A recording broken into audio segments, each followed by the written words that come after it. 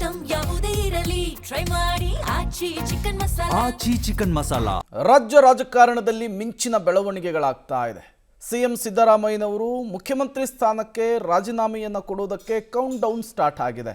ಈ ಬೆನ್ನಲ್ಲೇ ದೆಹಲಿ ಅಂಗಳದಲ್ಲಿ ಸಿಎಂ ಸಿದ್ದರಾಮಯ್ಯನವರ ಮನವೊಲಿಸುವಂತಹ ಕಸರತ್ತು ಹೇಗಿತ್ತು, ಜೊತೆಗೆ ಸಿದ್ದರಾಮಯ್ಯನವರನ್ನ ಮನವೊಲಿಸುವಂತಹ ನಿಟ್ಟಿನಲ್ಲಿ ವರಿಷ್ಠರು ಮಾಡಿದಂತಹ ಪ್ಲಾನ್ ಹೇಗಿತ್ತು, ಒಂದೊಂದೇ ವಿಚಾರಗಳು ಈಗ ಹೊರಬರ್ತಾ ಇದ್ದಾವೆ.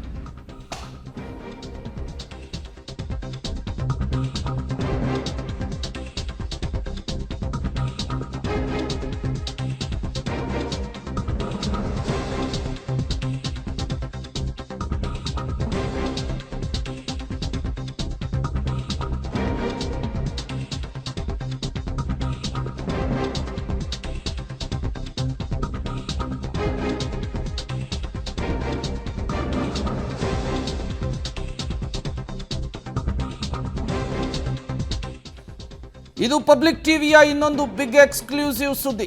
ದೆಹಲಿ ಅಂಗಳದಲ್ಲಿ ಎರಡೆರಡು ವಿಚಾರಕ್ಕೆ ಸಿಎಂ ಚೆಕ್ಮೇಟ್ ಇಟ್ಟಿದ್ದಾರೆ ಅನ್ನೋದು ಗೊತ್ತಾಗ್ತಾ ಇದೆ.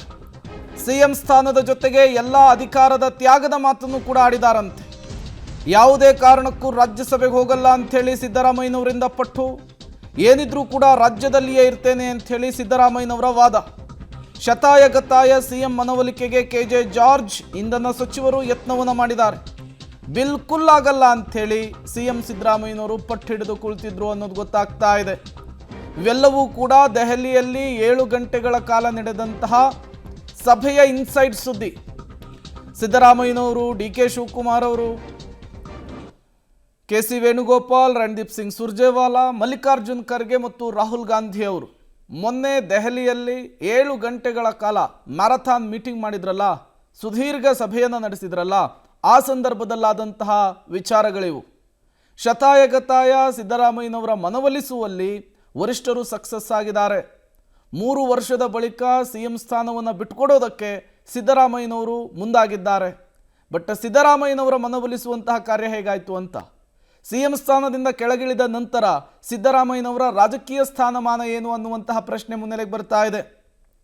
ಯೂಶಲಿ ಮುಖ್ಯಮಂತ್ರಿಯಾಗಿ ರಾಜೀನಾಮೆಯನ್ನು ಕೊಟ್ಟವರನ್ನು ಕೇಂದ್ರಕ್ಕೆ ಕರೆಸಿಕೊಳ್ಳುವಂತಹ ವಾಡಿಕೆ ಹಿಂದಿನಿಂದಲೂ ಕೂಡ ಇದೆ. ಬಟ್ ಅದಕ್ಕೆ ಸಿದ್ದರಾಮಯ್ಯನವರು ಒಪ್ಕೊಳ್ತಾ ಇಲ್ಲ. ಡೀಟೇಲ್ಸನ್ನು ಕೊಡೋದಕ್ಕೆ ನಾಗೇಶ್ ದೂರವಾಣಿ ಸಂಪರ್ಕದಲ್ಲಿ ಜಾಯಿನ್ ಆಗಿದ್ದಾರೆ. ನಾಗೇಶ್, ಸಹಜವಾಗಿ ರಾಜ್ಯದಲ್ಲಿ ಮುಖ್ಯಮಂತ್ರಿ ಸ್ಥಾನಕ್ಕೆ ಯಾರು ರಾಜೀನಾಮೆಯನ್ನು ಕೊಡ್ತಾರೋ ಅವರನ್ನು ಕೇಂದ್ರಕ್ಕೆ ಕರೆಸಿಕೊಳ್ಳುವಂತಹ ವಾಡಿಕೆ ಎಲ್ಲ ರಾಜ್ಯಗಳಲ್ಲೂ ಕೂಡ ಚಾಲ್ತಿಯಲ್ಲಿದೆ. ರೀಸೆಂಟಾಗಿ ನಾವು ನಿತೀಶ್ ಕುಮಾರ್ ಅವರನ್ನೇ ನೋಡಿದ್ವಿ, ಬಿಹಾರದಲ್ಲಿ ಏನಾಯಿತು ಅಂಥೇಳಿ. ಮಲ್ಲಿಕಾರ್ಜುನ್ ಖರ್ಗೆ ಅವರನ್ನು ಕೇಂದ್ರ ಕರೆಸ್ಕೊಂಡಿದ್ದನ್ನು ನಾವು ನೋಡಿದ್ವಿ. ಬಟ್ ಅದೇ ಹಾದಿಯಲ್ಲಿಯೇ ಸಿಎಂ ಸಿದ್ದರಾಮಯ್ಯನವರು ಸಾಗೋದು ಡೌಟ್ ಅನ್ನೋದು ಗೊತ್ತಾಗ್ತಾ ಇದೆ.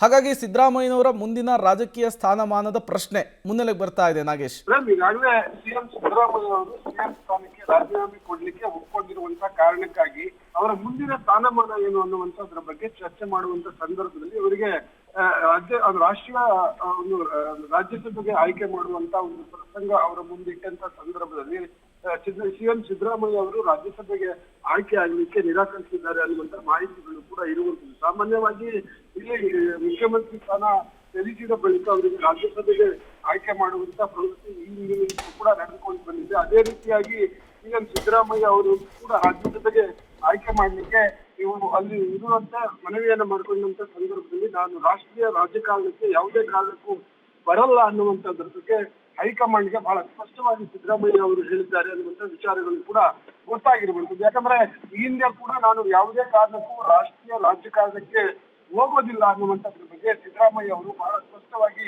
ಹಿಂದೆಗೂ ಕೂಡ ಹೇಳಿದ್ರು. ಅದೇ ರೀತಿಯಾಗಿ ಹೈಕಮಾಂಡ್ ಅವರ ಮನವಿಯನ್ನ ತಿರಸ್ಕಾರ ಮಾಡಿದ್ದಾರೆ ಅನ್ನುವಂಥದ್ದು. ಜೊತೆಗೆ ಓಕೆ, ಥ್ಯಾಂಕ್ ಯು ನಾಗೇಶ್ ತಮ್ಮೆಲ್ಲ ಮಾಹಿತಿಗಾಗಿ. ಯೂಶಲಿ ರಾಜ್ಯದಲ್ಲಿ ಸಿಎಂ ಆಗಿ ಕೆಲಸವನ್ನು ನಿರ್ವಹಿಸಿದವರು ಸಿಎಂ ಸ್ಥಾನದಿಂದ ಕೆಳಗಿಳಿದ ನಂತರ ಕೇಂದ್ರ ಅಂತ ಹೋಗ್ತಾರೆ. ನಾವೆಲ್ಲ ನೋಡಿದ್ವಿ, ಜಗದೀಶ್ ಶೆಟ್ಟರ್ ಆಗಿರಬಹುದು, ಬಸವರಾಜ ಬೊಮ್ಮಾಯಿ ಆಗಿರಬಹುದು, ಕಾಂಗ್ರೆಸ್ನಲ್ಲಿಯೇ ಮಲ್ಲಿಕಾರ್ಜುನ್ ಖರ್ಗೆ ಅವರಿದ್ದಾರೆ, ಕೇಂದ್ರದಲ್ಲಿರುವಂಥದ್ದು. ಅದೇ ರೀತಿ ಸಿದ್ದರಾಮಯ್ಯನವ್ರಿಗೂ ಕೂಡ ಆಫರ್ ಹೋಗಿತ್ತು.